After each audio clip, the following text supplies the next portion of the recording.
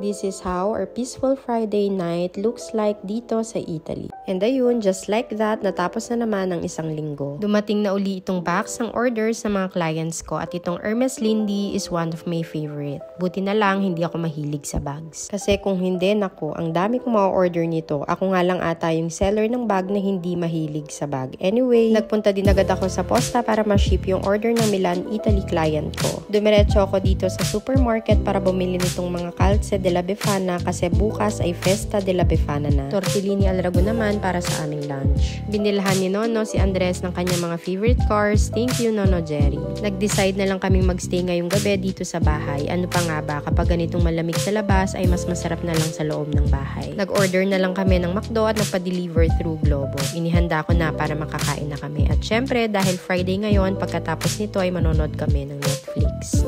And this is how I define a peaceful night. O siya,